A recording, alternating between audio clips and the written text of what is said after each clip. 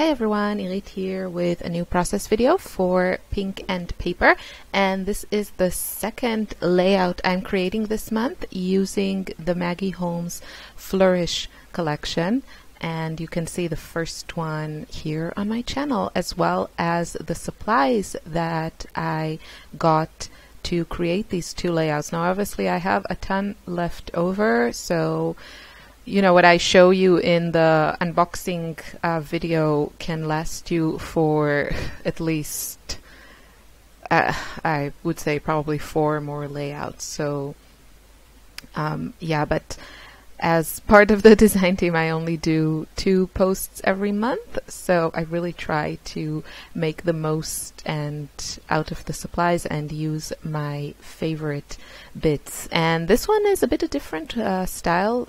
Well, I don't know if it's a different style because it's still very embellished. So I would say that's kind of always my style, but I am going to go with a dark paper for my background, and I just thought this paper would work really well for adding lots of embellishments because I have the chipboard sheet and these dimensional embellishments, which I just love, and I think a dark background really help such things pop.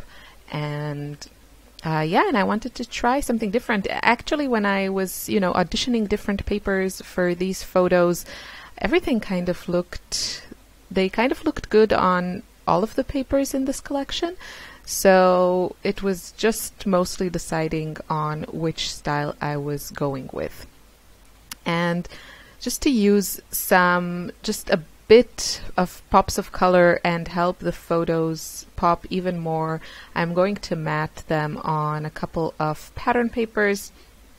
And I know I'm going to add lots of colorful embellishments, so I'm kind of free to choose whichever colors I want to use for the photo mats. I mean, obviously there aren't any rules, but yeah, I do usually when I start a layout, my papers are usually quite narrow in their color choices, or in my color choices, and then usually by the time I add the embellishments and finishing touches and all that, I explore more colors. But here, because of the dark background, I really thought I could go with whatever papers I want.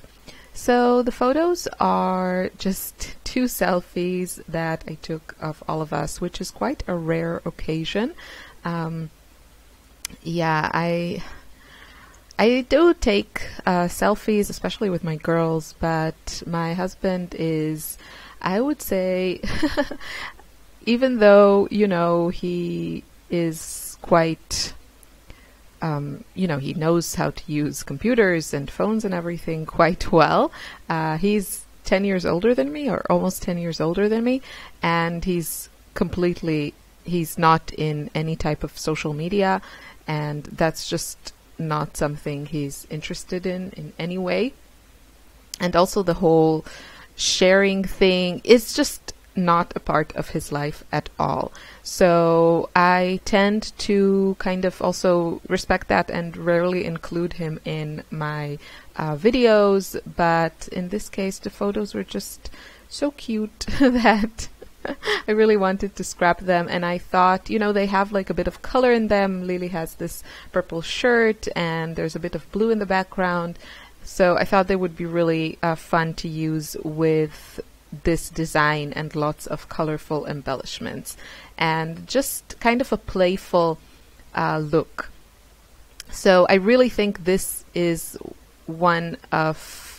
this can be like a go-to design just because it's so simple, and especially if you want to use lots of or more chunky or dimensional embellishments. I think this would be a really great design to go with, because you'll see I just have a lot of space to use, and I don't do a ton of layering here. I mean, some things you see now I'm layering like a few die cuts. You could definitely add some more if you want to, but and then I'm going to layer a few stickers. So you can layer some of the flatter items, but you know, with the dimensional embellishments that you see on the right hand side of the screen, and with chipboard, they kind of get sometimes it's a bit tricky to layer them because they are so chunky, especially with chipboard, and especially with the crate paper chipboard, which is really, really thick.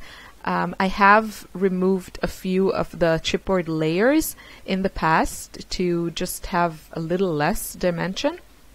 But if you know, that's too much of a hassle, or you don't want to do that, then sometimes it is challenging to layer them and still have everything, you know, stable and well adhered on all areas of the die cut. So you'll just see how well this works. And this was really fun to make. If you are familiar with my usual videos, this is, you know, it's not as sped up as my other videos, which I try to cut down to a somewhat manageable length, just because this came together so fast. So I think this is just like twice the speed. It looks quite slow to me because I'm used to a faster pace. But yeah, because this was just really fast and easy to make. So I hope you will try this, and I hope you feel inspired. Now, the photos, I took them, we were actually on this little like a cart train, like a little train that goes from in the town next to us. Sorry, I'm jumping from sentence to sentence. I live next to a town called Graz in Austria, and in the middle of the old town center, which is, by the way, a UNESCO protected, like a World Heritage Site. The red roofs of the old center in Graz are protected because they're just so beautiful, and you can Google Graz and see what I mean. Graz. It's a really beautiful city, very classic European, but you know, kind of small, not grand like Vienna or something like that. So in the middle of Graz, there is a little hill with a clock tower on top of it, and this little hill is called Schlossberg, and you can go up on foot, or there's an elevator, or there's a little train that takes you from up to down. It's a very little hill. So we went up with the elevator, and then we went down with the train, and this is the photos I took on the train. So we were just spending a nice day in the town. It's getting a little bit challenging now, I have to say, to do stuff with both the girls, just because their needs are, or their entertainment needs are so different. You know, Lily's 2.5, and with her it's like fun to go to a playground or a park or somewhere where she can run around and play a bit. And Ella is almost 9, and she'll be 9 in the summer, so she kind of needs a little bit more how do you say, stimulation than just a playground. I mean, she loves going to the playground, but mostly if she has like a friend there, you know, her age. So it's getting a little bit challenging to do stuff, all of us together. And yeah, that's our current challenge. And Lily is also, she really needs her routine. So like napping at noon, otherwise it gets very difficult for her. So we also try not to disrupt her routine too much, and yeah, and that makes it a little bit more challenging to, you know, go out for a whole day, because it gets difficult. So yeah, I think everything will change in a couple of years when she's a little bit older and, you know, less inflexible, you know what I mean, more flexible. So yeah, you see me here, you see how this just came together in no time. I mean, when you have such pretty embellishments, you really don't need much. So I took all my favorites and, you know, used the butterflies, used the chipboard flowers. This is probably something I wouldn't have been able to do a couple of years ago. I would probably hoard some of the embellishments for another layout. But honestly, I have so many Maggie Holmes chipboard sheets, and usually I use the florals first, that's true, but I still have lots of chipboard flowers in my stash in case I am ever in need. And of course, for me, it's a little bit different from, I'm guessing, most of you, because I do a lot of my scrapbooking for design teams, so usually I can't use just my stash.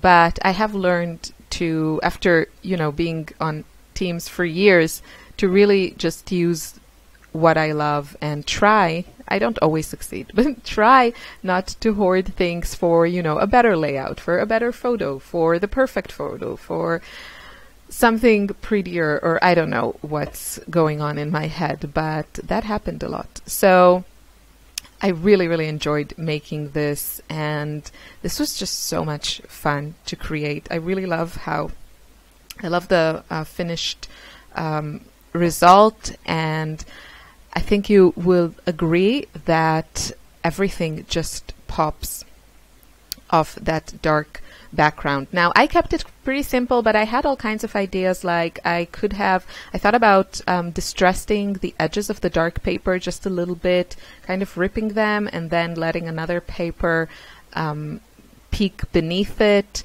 I thought about doing that, and I think Missy has been doing that more and more in her Hip Kit projects, and I really loved that detail.